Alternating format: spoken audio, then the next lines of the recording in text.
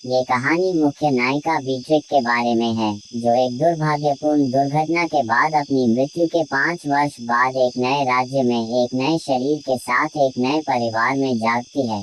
वह एक डचेस से राजकुमारी बन गई है और अप्रत्याशित रूप से उसके अतीत का आदमी अभी भी उसके देश में एक संधि का प्रस्ताव रखने के लिए धावा बोल देता है।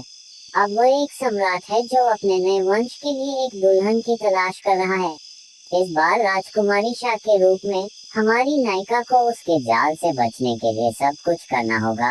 आइए प्रतीक्षा करें और देखें कि क्या वह इस जीवन में दूसरी बार वही गलती दोहराती है जब से वह सचेत हुई थी। बीट्रिस ने सुना था ये शब्द उसके पिता उसे सुनाना चाहते थे, चाहे मुझे कितना भी बेटा चाहिए था, फिर भी मुझे एक बेटी ही मिली। अगर तुम सच में मेरी संतान हो, तुम्हें ये साबित करना होगा कि तुम इसके योग्य हो। इस परिवार की डचेस बनने के लिए तुम्हें यही रास्ता अपनाना होगा।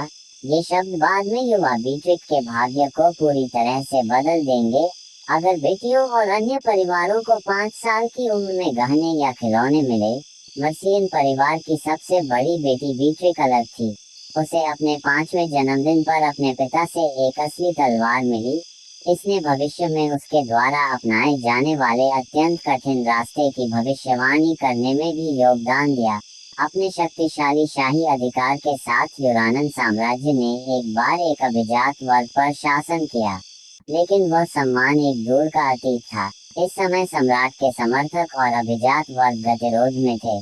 साम्राज्य के लिए एक शक्ति संघर्ष छिड़ गया और इस संघर्ष कबीले का नेतृत्व करें और कुलीन गुट का नेतृत्व करें। एक महिला के सामाजिक कौशल सीखें, एक महान व्यक्ति के रवैये और पोशाक को बनाए रखें, संपत्तियों के प्रबंधन में कौशल और यहाँ तक कि तलवारबाजी में भी। ये सभी एक महिला नेता के कौशल और जिम्मेदारियां थीं और उसने जल्दी ही उन सभी में मर्सियन परिवार के मुखिया के लिए महारत हासिल कर ली। बीट्रिक ने जो कुछ भी किया वह बिना किसी गलती के सही होना था। उसके प्राणघातक दुश्मन का जीवन बहुत अलग नहीं था। क्राउन प्रिंस सिएरा टाई टाई यूरानन यीनन के उत्तराधिकारी थे। वह भी वह व्यक्ति था जिसे उसे हराना था। बीट्रिक और उसके पिता के बीच अगली बैठक जिसने उसे बताया कि जिसने उससे कहा, मैं देखता हूँ कि आप डचेस ऑफ मसी और परिवार के प्रमुख के बाद उच्च समाज के दृश्य में पेश होने के लिए तैयार हैं। आज उसका अगला कदम होने की योजना बनाना शुरू हो गया है। क्राउन प्रिंसेस का 10वां जन्मदिन भी है। आपकी तरह ही यह नई पेश की गई युवा महिला के रूप में आपकी पहली उपस्थिति होगी और बीएचएस के सामने महल में प्रवेश करने का आपका पहला अवसर होगा। उसने औपचारिक रूप से कहा कि यह क्राउन प्रिंस से आपकी पहली मुलाकात है। सुनिश्चित करें कि सब कुछ पूरी तरह से तैयार है। यहाँ तक कि उसके पिता के शब्द के बाद भी बीएचएस का दिल धड़क रहा था। वह जानती थी कि एक बार पार्टी शुरू हो जाने पर यह महान परिवार के बीच युद्ध की चिंगारी भी होगी। बीएचएस खूबसूरती से तैयार होने के बाद भाग में दिखाई दी।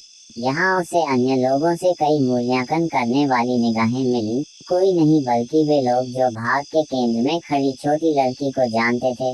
वह जानती थी कि वह अगली डचेस ऑफ मसी और परिवार सुस्त सारी रात जैसे ही एक ट्रस उत्सुक था कि मुकुट के निशान कैसे दिखते हैं और हॉल में मौजूद सभी लोगों के लिए एक प्रवृत्ति की घोषणा की गई। उनकी रॉयल हाइनेस क्राउन प्रिंस बी शी के समक्ष उपस्थित होने के लिए आ गया है। वह उसकी उम्र का एक लड़का था जिसका स्वरूप बहुत कठोर था। उसकी आंखों ने दूसरों को क्राउन प्री कहलाने का एहसास कराया। नेसेस के प्लेटिनम बाल और अलग अलग आंखों में भी एक क्षण भर के लिए स्तब्ध रह गई। उसने जल्दी ही महसूस कर लिया कि यह सिएरा टाई जनीमे के लिए डरपोक था जिसे उसे करना था भविष्य में।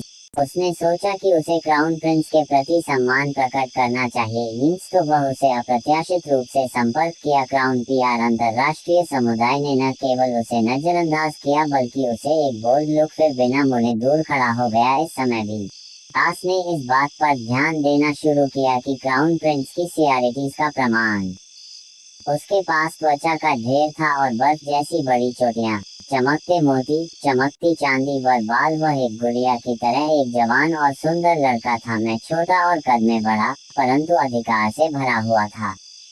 ये व्यक्ति बीटल्स को मारने और जीतने की जरूरत थी। वह थी उनका लक्ष्य। बीटल्स अंदर को खत्म करना भी था उसका मिशन। स्पष्ट रूप से जानता था लेकिन वह समझ नहीं पाई क्यों।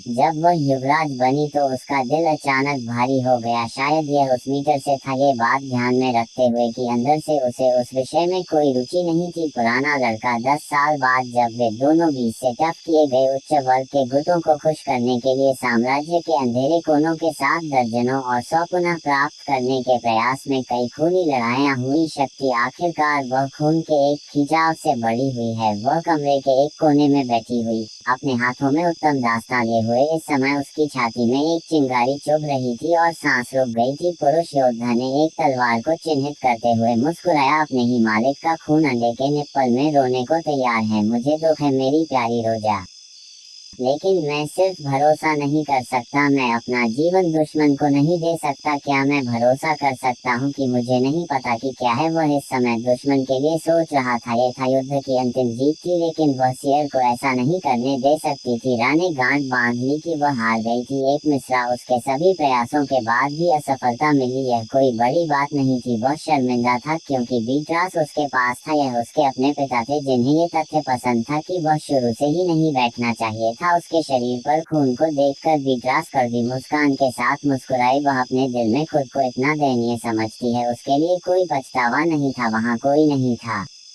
बाहर से किसी व्यक्ति ने हाथ बढ़ाकर बीट्राइस की धुंधली आंखों के सामने दरवाजा खोला, जबकि बाहर से रोशनी अंदर आ रही थी। उसने एक कोने में बैठी लड़की को देखा। स्टिका ने उसका नाम बीट्रिक शेलमेरान पुकारा। ये सुनकर बीट्रिक मुश्किल से मुस्कुराया। मुझे मेरे शीर्षक से नहीं पुकारा, ये परिचित नहीं लगता। मुझे नहीं लगता कि मैं आपकी आंखों में कभी बीट्रिक रहा हूँ। इन शब्दों ने सियरा ताई को एक पल के लिए अवाक कर दिया। बीट्रिक ने बोलना जारी रखा, क्या आप खुश नहीं हैं? आप विजेता हैं, लेकिन ऐसा लगता है कि आपके पास बिल्कुल भी आत्मा नहीं है। क्राउन प्रिंस ने अनजाने में बीट्रिक नाम दोहराना जारी रखा।